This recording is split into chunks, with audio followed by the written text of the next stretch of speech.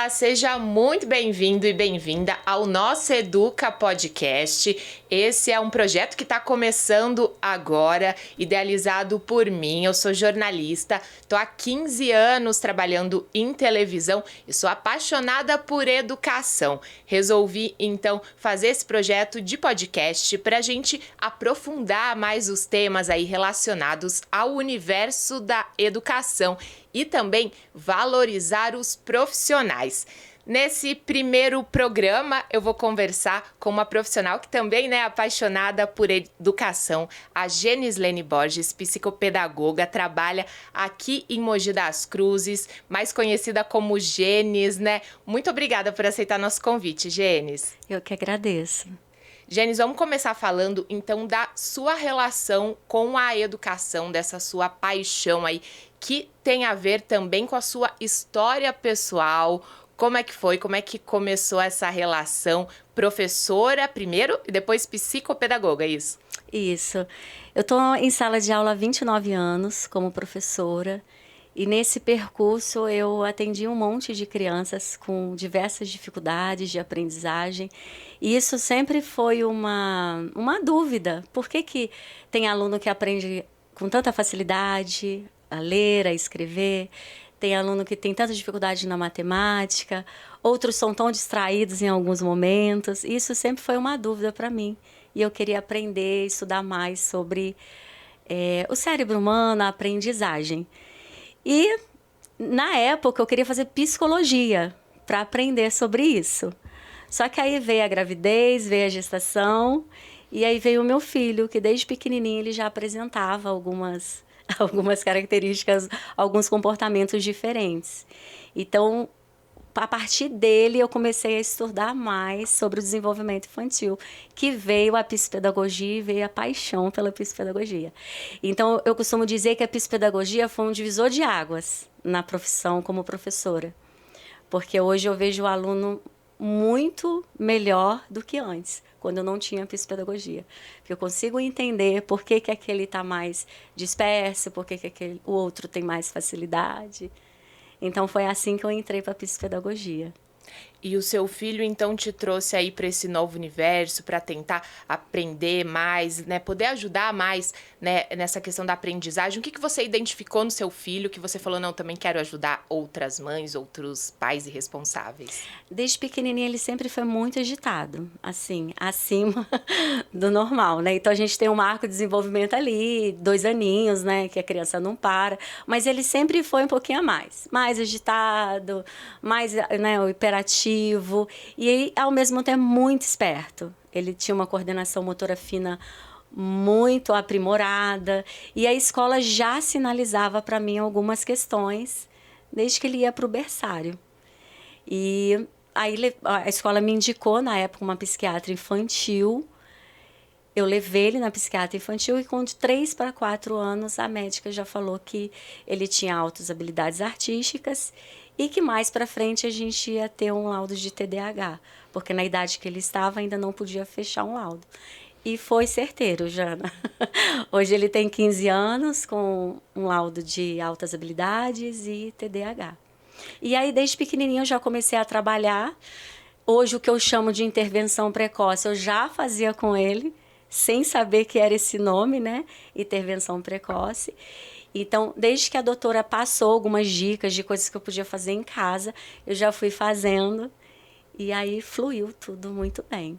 Hoje em dia a gente fala bastante, né, Genis, de TDAH, também de altas habilidades. A gente vê algumas crianças, né, que se desenvolvem, começam a falar palavras difíceis muito cedo. Isso a gente vê na internet, nas redes sociais. Também tem que saber lidar com isso, né? Porque não é uma coisa que você fala, nossa, chama atenção a criança falar as palavras difíceis, mas tem que ter um cuidado, uma atenção especial ali. Tem. Tudo que é de mais ou de menos precisa de uma atenção. Né? A alface é saudável, mas eu não posso comer só alface. Então, é muito legal a criança falar um monte de palavras lá, mas ela tem 1 ano e meio, ela tem 2 anos, ela fala como um adulto. Então, a gente vê que passa um pouco ali da normalidade, a gente precisa investigar. Porque é bonitinho, é engraçado, viraliza, mas se é demais também a gente precisa investigar.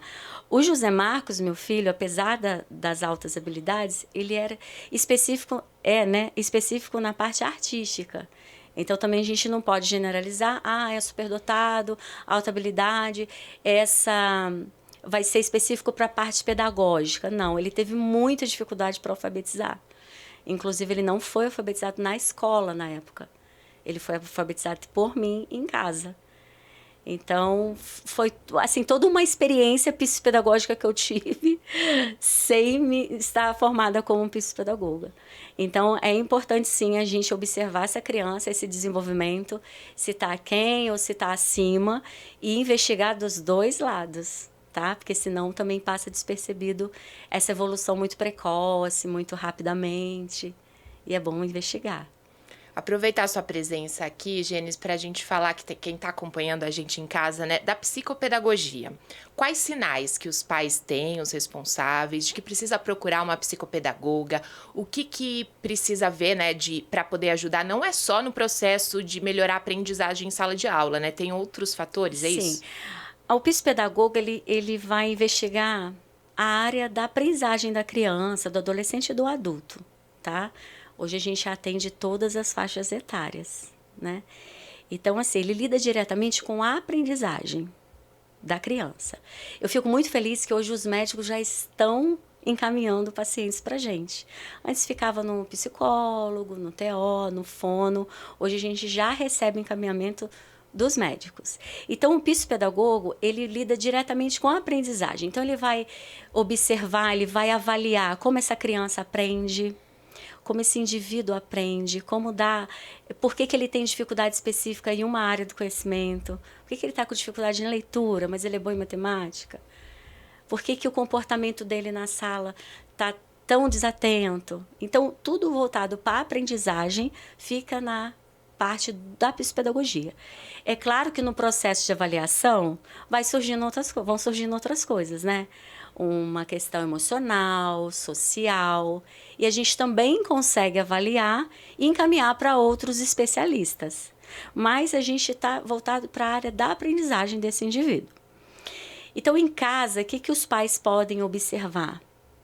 Se essa criança é desatenta, se falta concentração, se a mãe já falou várias vezes para ele organizar determinada coisa e ele se perde no caminho e ele esqueceu o comando que a mãe passou.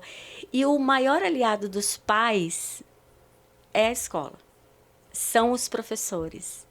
Então, primeira reunião de pais, o professor já sinalizou, olha, ele está com muita dificuldade em matemática, está com muita dificuldade em leitura, ele está com dificuldade de fazer amigos.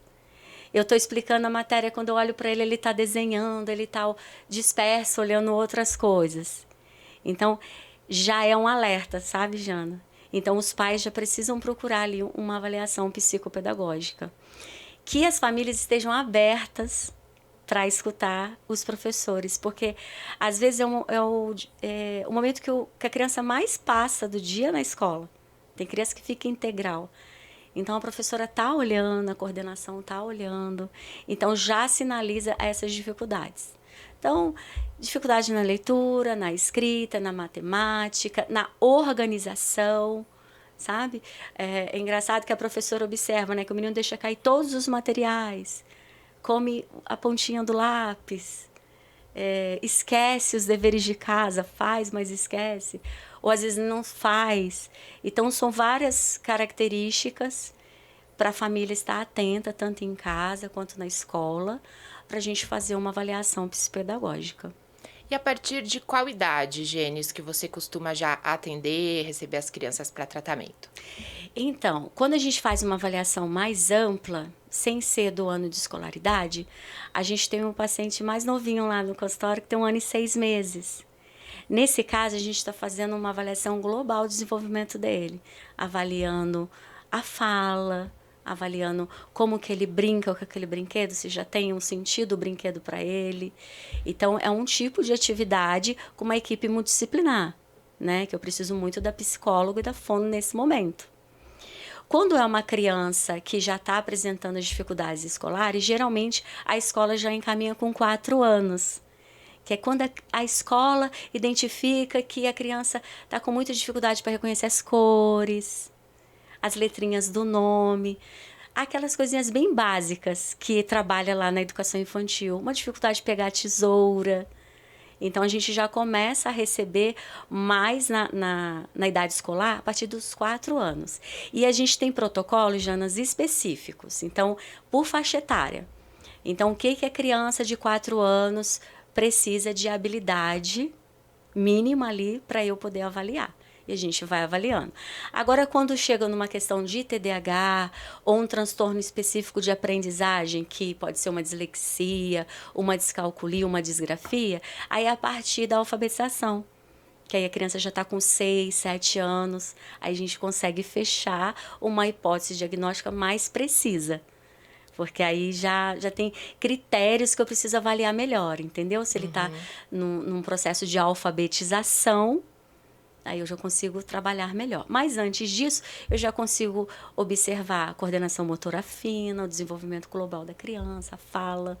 A gente pode dizer, assim como a maioria quando as pessoas procuram um especialista médico, quanto mais cedo, melhor. O desenvolvimento é melhor. Então, a criança que chegar para você com 4 anos, é melhor o desenvolvimento. Quanto mais cedo, a gente pode falar isso? Sim. E eu fico, assim, maravilhada quando a escola já encaminha nessa idade. Às vezes a família tem um pouco de resistência, porque fala assim, é o tempo da criança. Não é o tempo da criança. A gente tem estudo, a gente tem base científica e a gente tem que seguir o marco do desenvolvimento, tá? Então, ficar esperando o tempo da criança, eu vou esperar o tempo da criança falar. Não, a gente tem ali um limite que ele precisa falar. Vou esperar o momento da criança andar. Não, a gente tem um limite. Então, a gente precisa investigar. Então, quando vem essa criança com 4 anos, encaminhado para a escola, e a família entende que tem uma demanda, é muito lindo, porque a gente já começa a intervenção pequenininho. Então, se a gente começa ali com 4 anos, já apontando algumas dificuldades, quando ele tiver 6 entrando na alfabetização, a gente já vai ter 2 anos de intervenção. Então, o processo vai ser muito mais fácil, muito mais tranquilo. Agora, se a escola sinaliza com 4 anos e a mãe espera 6 anos para começar a intervenção, a gente perdeu um tempo ali. Mas ainda assim... Nada é perdido, Nada é perdido. Eu falo para as mães assim, porque às vezes as mães se sentem muito culpadas e chega lá com a criança com 12, 13 anos... E com muita culpa. E as mães já carregam muita culpa, né? Eu falo assim, melhor tarde do que mais tarde. Tá tarde, tá, mas é melhor 12 do que 13, é melhor 6 do que 7. E aí a gente começa a intervenção. Mas sempre escutando a escola. A maioria das vezes é a escola certa. Quando eu digo a escola, é a professora, é a coordenadora, é uma auxiliar de sala. Quem está ali diretamente convivendo com a criança. E às vezes elas não sabem dizer exatamente o que a criança fala. Ela só fala, olha, ele é diferente dos demais, ele tem uma dificuldade maior do que os outros. Que é o jeito que elas têm de falar, né? Mas é importante ouvir, é importante investigar. E o tratamento que você faz, Gênesis, por exemplo, tem uma duração específica? Varia aí de acordo com a criança? Como é que funciona mais ou menos esse tratamento, né? Para quem não conhece, para entender o tratamento de psicopedagogo. É muito novo, né? Muita gente ainda não sabe o que é a psicopedagogia. Às vezes me procura achando que eu sou psicólogo, ou é só um pedagogo. E a gente precisa explicar que essa psicopedagogia ela faz essa junção e aí estuda todo o funcionamento da aprendizagem do ser humano. Inicialmente, quando eu recebo uma criança, ela pode estar laudada. Vamos supor que ela já vem com laudo de TDAH, para mim. Todas, já venho com laudo de TEA. Qualquer laudo que ela aparecer para mim, tem um processo de avaliação psicopedagógico. A gente tem um critério, a gente tem protocolos para isso. Então, eu combino com a família mais ou menos 10 sessões. E o que vai incluir nessas 10 sessões? Eu vou avaliar toda a parte da escrita, da leitura, parte emocional, social, a psicomotricidade dela, a fala. Então, é uma avaliação global ali, seja criança, adolescente ou adulto. Então, mais ou menos 10 sessões. É claro que cada um tem uma especificidade. Então, pode ser que eu avalie em 8 sessões e o outro vai demandar 13. mais uma média de 10 sessões. Então, a gente vai aplicar protocolos psicopedagógicos para fazer essa avaliação. Durante esse período, Jana, é muito importante dizer isso, que eu faço a visita escolar. E isso é um diferencial. Para conhecer ali o ambiente da criança, conhecer. Né? Então, assim, eu tenho anamnese com os pais, eu tenho um contato sempre com a mãe, eu faço a devolutiva para os pais, mas durante esse processo de avaliação, eu tenho um contato com a escola e eu faço uma visita presencial. Então, eu vou na escola, eu fico um momento ali observando essa criança no ambiente escolar, seja na parte pedagógica, também no recreio, no intervalo. Então, isso tudo entra na minha avaliação. Eu falo para os pais que a avaliação é um quebra-cabeça. A gente junta as nossas observações quantitativas, que são os testes, e a qualitativa, que é toda a nossa observação clínica e escolar. Tá? E aí pode ser que naquela devolutiva apareça algum transtorno específico de aprendizagem, igual eu disse antes, uma dislexia, uma descalculia, uma disgrafia, ou um TDAH, que não necessariamente impacta não necessariamente tem um transtorno de aprendizagem, mas impacta na aprendizagem, porque eu posso ter um menino com TDAH muito desatento, mas ele não tem dificuldade de aprender, mas ele tem dificuldade de manter a atenção, entende? Então, se o professor está falando e ele não está prestando atenção, o que vai acontecer? Ele não vai aprender. E como ele pode não ter nem outro, ele pode ter uma dificuldade específica de assimilar um conteúdo. E aí também a gente faz esse trabalho, e lá na clínica a gente também tem o reforço escolar, que é quando a criança tem uma dificuldade, mas não tem um transtorno específico, e essa dificuldade eu identifico que dá para ser realizada com reforço escolar. Então, a avaliação é mais ou menos 10 sessões, e no final, se precisar de encaminhamento para o fono, psicólogo, a gente faz os encaminhamentos para fazer esse trabalho multidisciplinar. E ali dentro do consultório, né, tem alguns testes que você aplica, também tem alguns joguinhos, alguns brinquedinhos, como que funciona? Eu fui no seu consultório, né, para conhecer, ali tem bastante coisa bacana, né? Tem muita coisa. E eu sou aquela que não tenho muito controle inibitório quando eu estou numa loja escolhendo jogos, sabe? Eu gosto bastante de investir nesses materiais. A gente tem os protocolos, né, que eu te falei, que são os quantitativos, que a gente tem a resposta em gráficos, né, sobre aquela dificuldade ou aquele transtorno. E a gente tem os jogos que servem tanto para avaliação quanto a intervenção, né? A criança, na cabecinha dela, ela sai da sessão e fala: hoje eu joguei, hoje eu brinquei, mas tudo tem uma intencionalidade.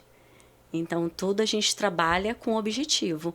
Um jogo específico para trabalhar controle inibitório, atenção, concentração, desenvolver linguagem, leitura, escrita. Eu vou contar para você um relato que você falou do jogo, eu lembrei aqui. Eu tinha uma criança que eu precisava fazer a avaliação, né? E eu não conseguia aplicar o protocolo de leitura e escrita. Até porque a queixa principal era que ele se recusava a ler na escola. E aí a professora ficava: sabe ler, não escreve. E quando ele veio para mim, eu também fiquei: eu vou precisar, né, avaliar, mas já sei que ele não vai ler os protocolos. Até tentei aplicar, mas não consegui. E através de um jogo, eu consegui fazer a leitura, consegui fazer a avaliação de leitura dele e de escrita. Porque são cartinhas que eu faço a pergunta para você, você responde. Você faz para mim e eu respondo. E aí tem a regra do jogo. Eu falei: olha, eu vou fazer para você e aí você vai fazer para mim. Nesses momentos que ele fazia as perguntas para mim, eu já ia fazendo meu checklist.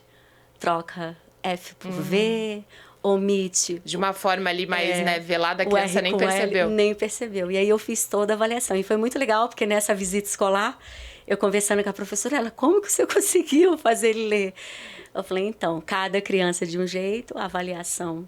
A dele passou de 10 sessões mesmo, mas a gente busca aí o suporte do jogo, da brincadeira, da ludicidade, que no consultório a gente tem mais tempo, né, mais oportunidade do que na escola de fazer isso. Com certeza, tá focado ali específico na criança, né? Gênesis, vamos ver algumas perguntinhas de mães aí responsáveis que acompanham o nosso Educa que querem perguntar para você. Vamos ver aqui na tela, ó.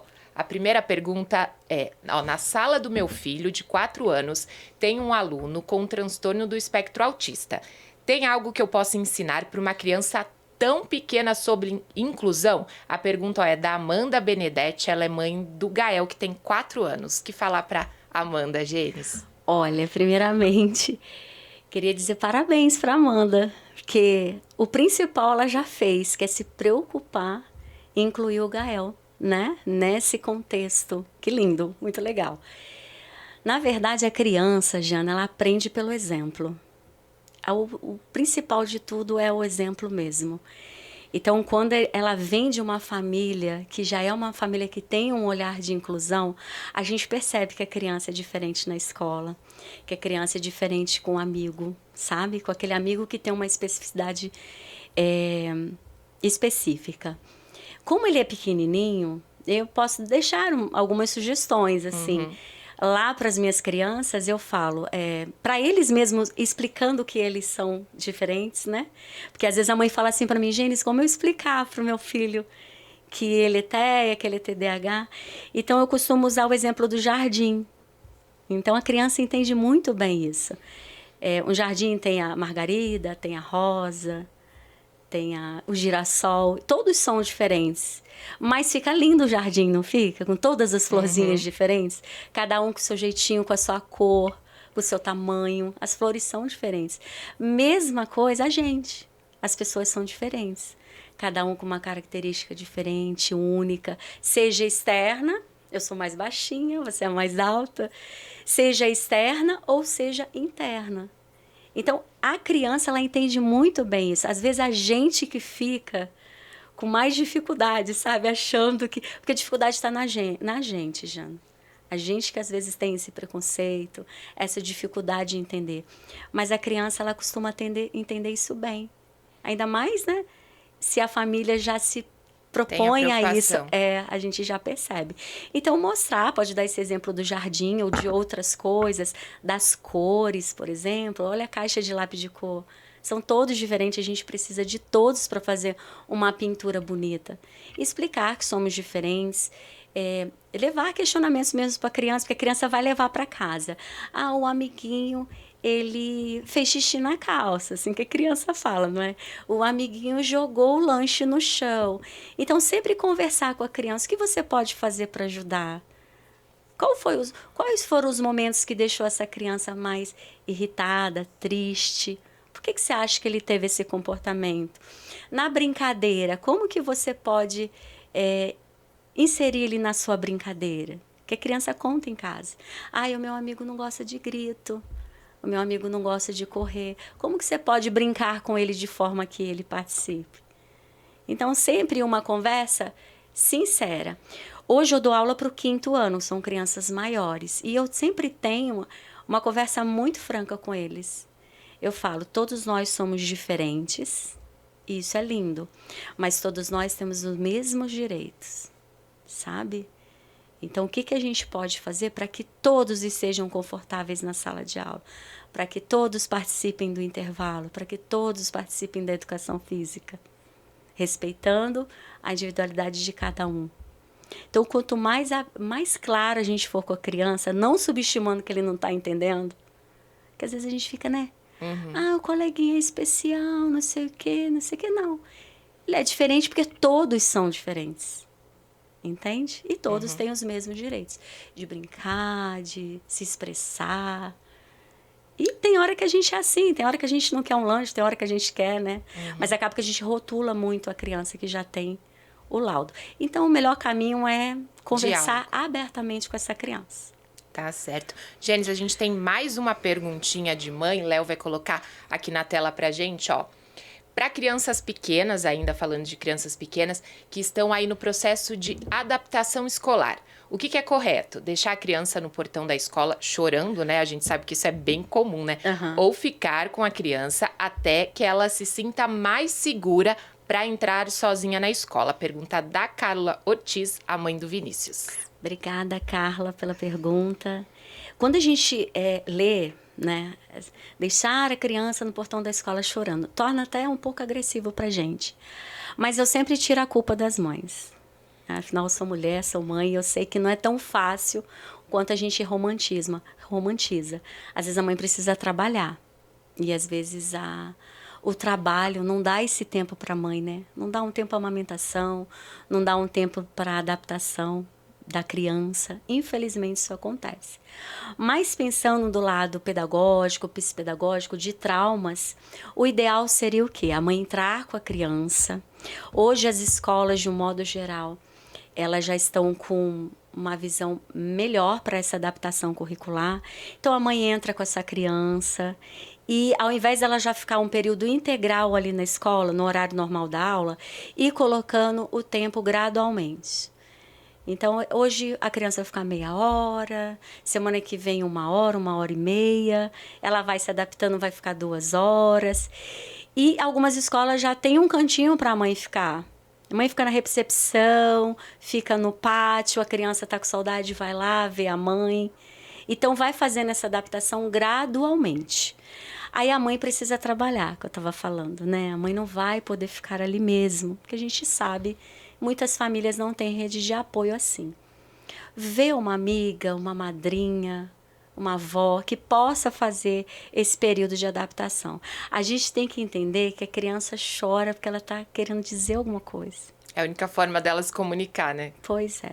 Quanto menor, pior, porque ela não vai saber, eu tô triste, eu tô com medo de você me deixar aqui, né? Então a gente tem que entender esse choro, sabe? Não é bater, não é falar, ai meu Deus, que mimo, tô mimando, isso, aquilo. Não, tem que ter paciência.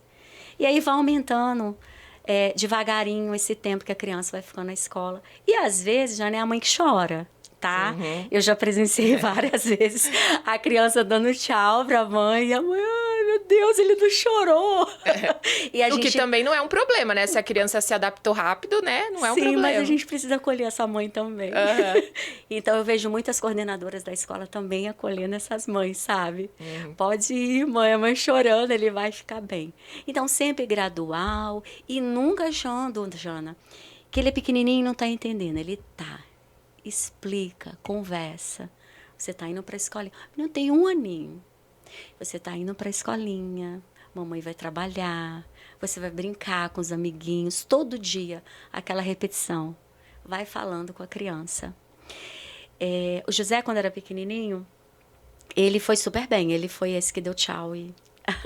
E a mãe que chorou. Eu sofri, assim. Teve dia que eu chorava e por isso que hoje eu trabalho muito essa questão de culpa com as mães, porque eu estive do outro lado. E às vezes eu chorava porque eu ficava, meu Deus, meu filho ficou o dia inteiro na escola. Então eu sei que também as mães precisam desse acolhimento. Não só as crianças, Não só as né? crianças. Ô, Gênesis, a gente tá falando aqui bastante de educação, do seu trabalho, né? Mas você também, né? Já foi criança, já teve aí esse momento. A gente separou um momento fofura aqui do nosso Educa pra gente mostrar como que era a Gene quando era criança. Olha aqui, ó. Ai, que bonitinha. Saudade, né, Gene? Muito fofinha. Nessa época aí, a Gene já imaginava com que né, muito novinha, mas que ia trabalhar com educação, ajudar tantas crianças, tantas mães. O que você recorda? Olha, primeiro, eu vou dizer que esse vestidinho, esse sapatinho foi feito pela minha tia Joana. Ai, que e ela vai amar saber que eu tô falando sobre ela aqui. Assim, criança, desse tamanhozinho eu ainda, né, não sabia o que eu ia ser. Mas à medida que eu fui crescendo, Jana, eu sempre tive essa questão assim de querer ajudar o outro. Minha mãe conta que eu demorava muito a tomar banho. Antigamente os azulejos eram todos decorados, né? E o azulejo da minha casa, do banheiro, tinha umas florzinhas. E minha mãe falava que eu demorava muito no banheiro. E aí ela foi ver o que eu ficava fazendo no banheiro. Cada florzinha tinha um nome e eram meus alunos.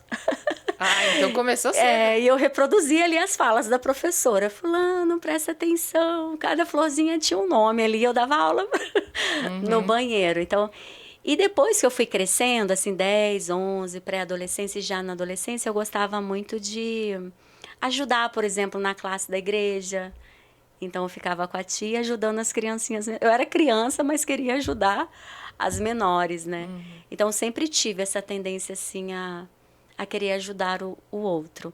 Então, no ensino médio, eu já fui fazer magistério. Eu não fiz o ensino médio, que antigamente chamava o segundo grau, né? Eu já saí da 8ª série, que é o 9º ano agora, e já fui fazer o magistério. Eu já tinha muita certeza que eu queria ser professora.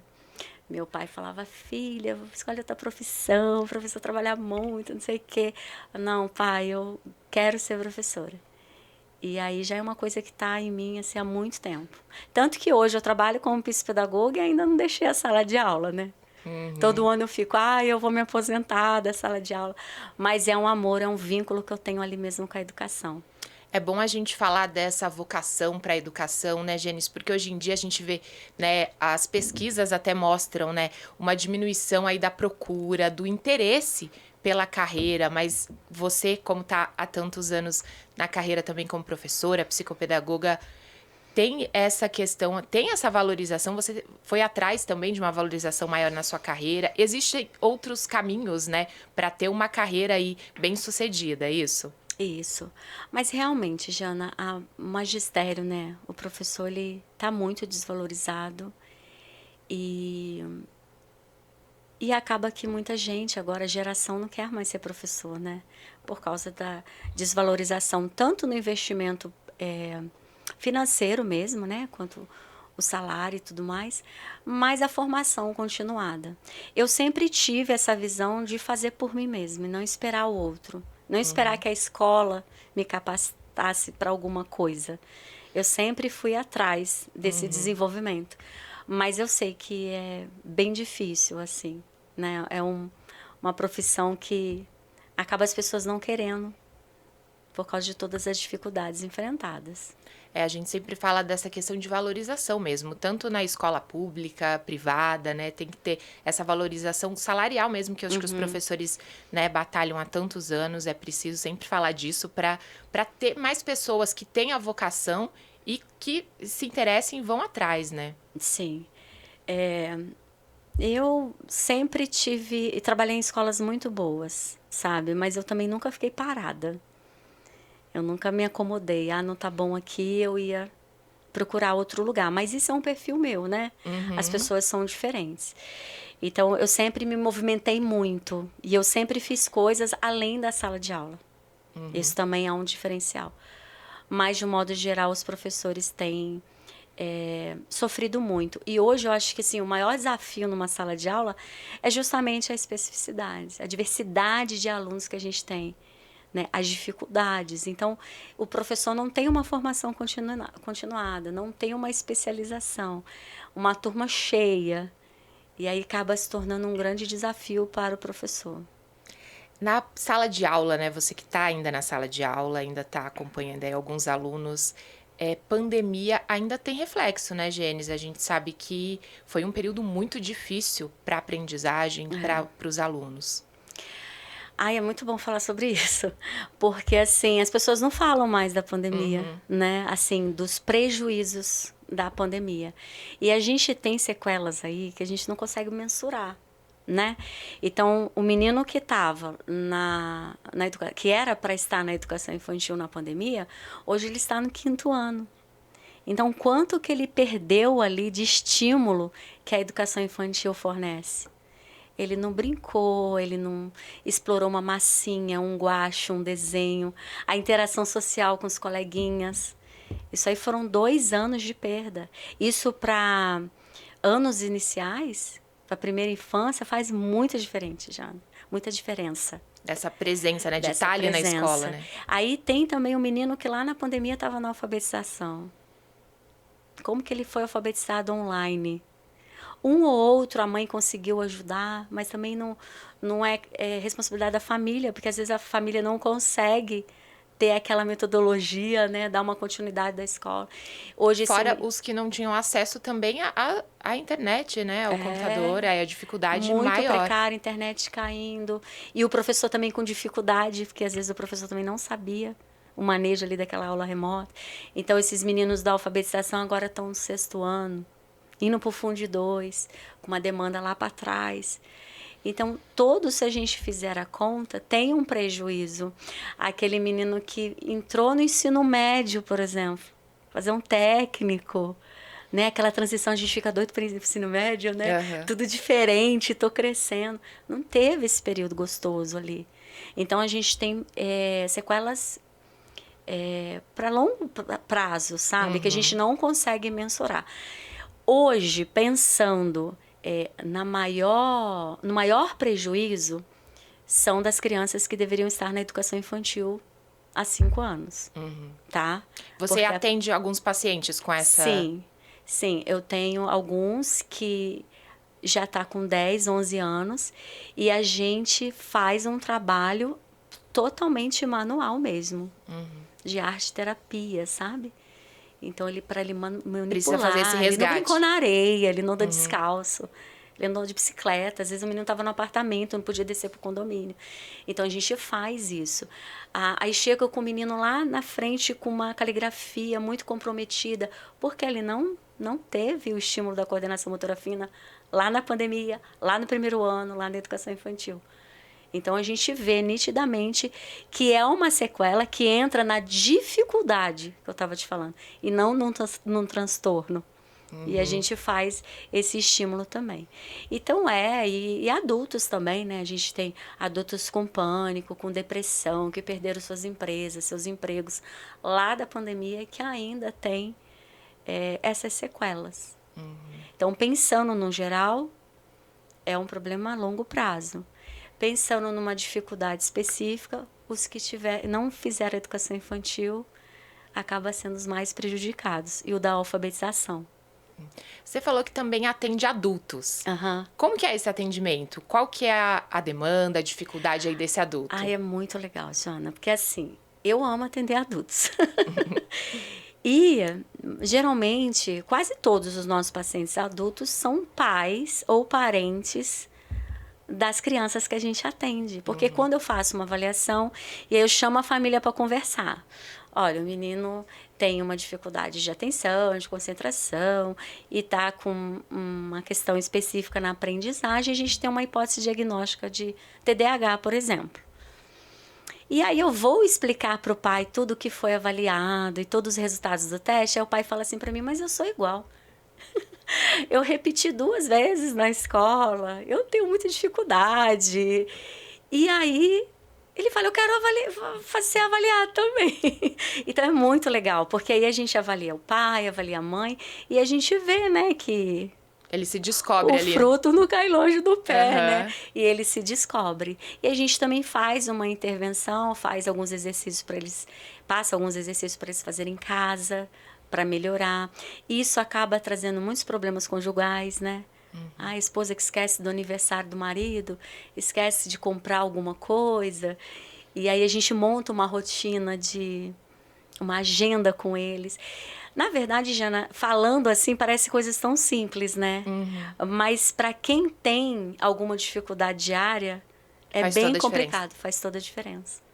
Então, a gente também faz essa avaliação, é um período menor, às vezes com 5, 6 sessões a gente avalia, porque o adulto já consegue, né, se expressar mais do que a criança. É menor, mas a gente também faz a intervenção.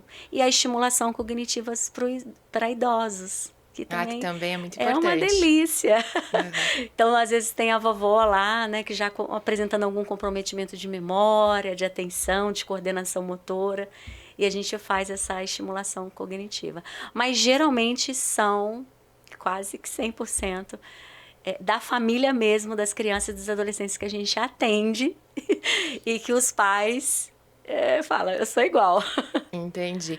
Ô, Gênis, e uma preocupação que eu tenho, que a gente vê muito às vezes, testes na internet para identificar, né, altas habilidades, TDAH, até mesmo TEA. Tem que ter um cuidado, né, para você fazer um teste online para saber se você tem ou não essa especificidade. É complicado. A melhor forma mesmo é procurar um profissional. Porque ali a gente vai ter também uma avaliação qualitativa, né? Na internet é só quantitativa. Você joga lá, pronto. E outra coisa, pode ser que um dia que você entra ali para fazer um teste, você não passou um dia bem. É um dia que você está extremamente ansiosa, agitada ou triste, faz um teste e você já... Sou autista, tenho um TDAH, tá? Mas, se você já começa a perceber que você está com algumas características diferentes, procure um especialista. Interessante também você falar sobre isso. Eu tenho 2 pacientes adolescentes, 2 meninas, que elas me viram na rede social e começou a acompanhar as coisas que eu falava sobre TDAH.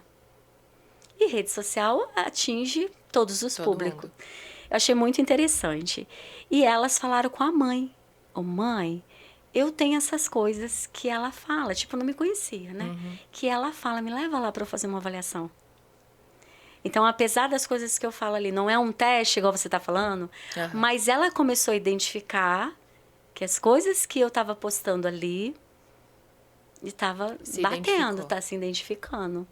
Então, nesse sentido, eu acho interessante. Então, às vezes, você está assistindo um vídeo, um podcast, uma live de um tema e você fala, nossa, eu estou me identificando com isso. Traz o alerta, né? Mas não pode fechar o diagnóstico. Não pode fechar o diagnóstico. Entendi. Então, a gente tem essa diferença entre você fazer um teste rápido ali e você ouvir sobre o tema e falar, acendeu a luzinha, preciso de uma avaliação.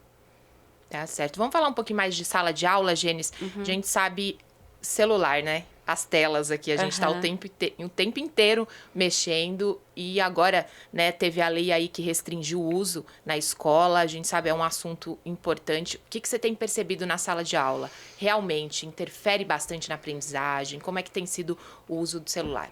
Interfere muito, Jana. Só que assim, tudo que é muito extremo, eu também não sou muito a favor. Então assim, tira o celular, sabe?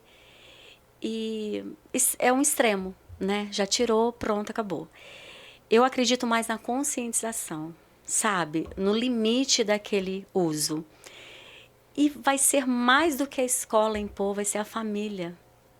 Porque de ontem para hoje, Jana, eu já vi alguns pais super contra a lei e ouvi algumas entrevistas de mãe falando assim, o que a escola vai colocar em troca do celular? Pera, não tem que colocar nada em troca do celular. A escola está lá, né? Para a criança se relacionar com os outros.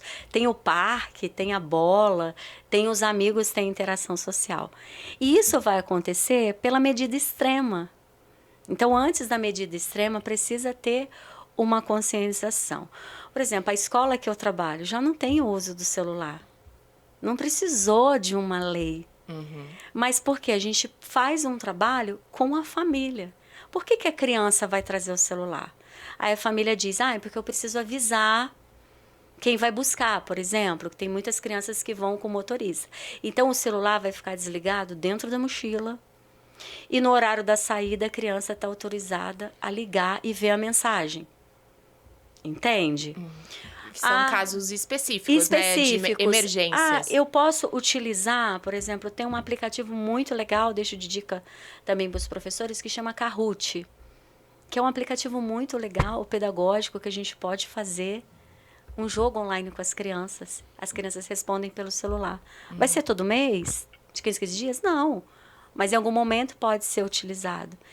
Então, a medida é legal, é importante, mas eu acho que é mais no papel do que na realidade. Quando a gente proíbe algo, você já foi adolescente.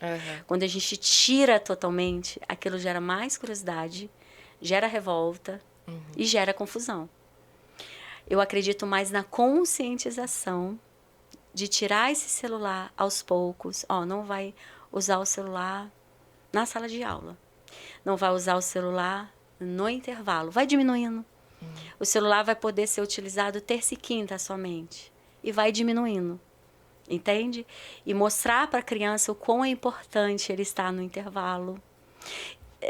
Nesses que eu te falei que eu faço visita escolar, às vezes eu chego realmente na escola no horário do intervalo e tá todas as crianças no celular. Eu falo, nossa, que pátio lindo, não tem ninguém correndo, né? Tem ninguém subindo lá no escorregador. Conscientizar a criança, olha como que é importante você brincar, olha que é importante você jogar bola, sabe? Mostrar para eles isso e ir tirando gradualmente. Porque eu já vejo que essa volta às aulas vai trazer uma confusão por causa disso. Sou a favor de não ter celular? Sou.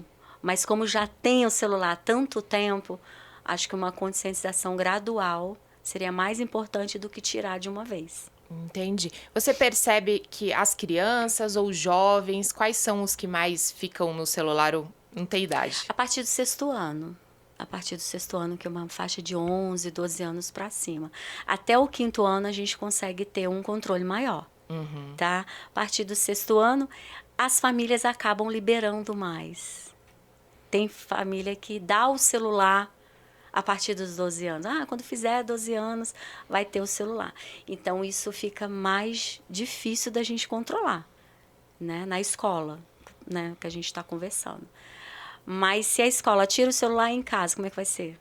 A casa também tem que ter um limite desse controle do celular, né? O José também ganhou o celular com 13. E a gente tinha... Hoje ele está mais liberado para o celular. Mas a gente tinha um controle, eu tinha aquele aplicativo que via o tempo e o conteúdo e também, bloqueava, né? os sites que ele estava entrando. Mas era muito importante porque ele também é de motorista particular. E quando eu acionava o aplicativo, eu sabia onde que ele estava, por causa do celular. Entende? Mas é uma conscientização que tem que partir lá da família, um trabalho em conjunto com a escola, para a gente remodular isso aí. E tem também algumas, né, práticas também, algumas aprendizagens com o uso da tecnologia, né? Isso igual também... esse exemplo que eu dei desse aplicativo. O que a gente tem que pensar, já é assim, não adianta eu pensar na Gênesis, que nasceu em 77, né? Quando teve a internet, era aquela discada, né? Eu lembro que eu ia tomar banho e ligava a internet até a internet funcionar. Essas crianças, elas já nasceram com o celular na mão. Elas já nasceram com a mãe fazendo selfie, com o pai filmando o parto pelo celular. Entende? Elas já estão totalmente na tecnologia. Então, a gente precisa ensinar. Mas tem que partir da gente. A gente não está falando sobre o exemplo, né? Então, a mãe fica o tempo todo no celular. O pai, mas você não pode. Aí a criança vai falar assim para você, mas por que você pode? Eu não posso, porque eu sou adulto. Não, você é adulto, mas você é viciado. A primeira coisa que você faz quando acorda é olhar o celular. Então, parte mesmo da família, em conjunto com a escola, para evitar esses conflitos.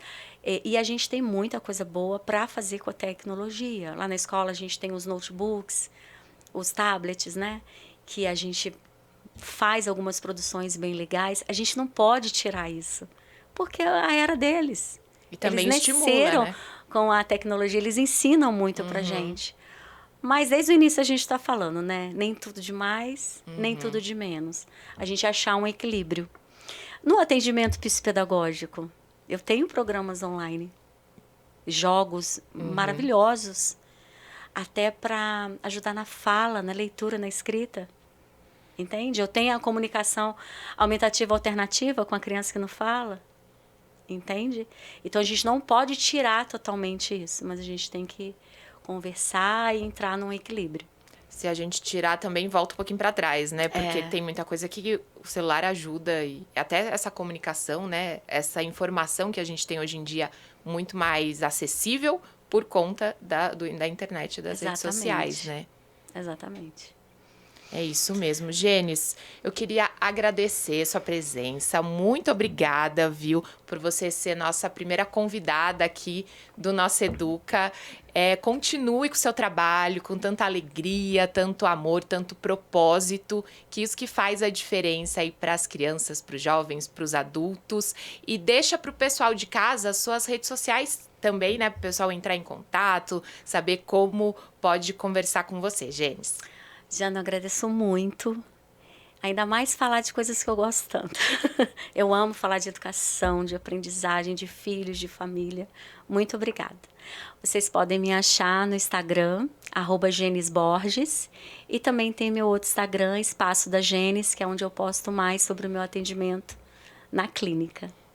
Todo mundo, então, que gostou da Gênesis. Gênesis fala com muita propriedade e com muita atenção também, um cuidado especial, né, Gênesis? Só entrar em contato para conhecer seu trabalho. E também o pessoal que quer trabalhar com psicopedagogia também pode entrar em contato, né? Pode, porque a gente faz um treinamento de mentoria com psicopedagogas, supervisão. Então, tem assim, um leque de possibilidades lá na clínica. E você continua, então, aí também como parceira. Quem sabe você volta aqui novamente. Ah, eu vou gostar muito. Então tá bom. Muito obrigada, viu, Gênesis? Eu que agradeço.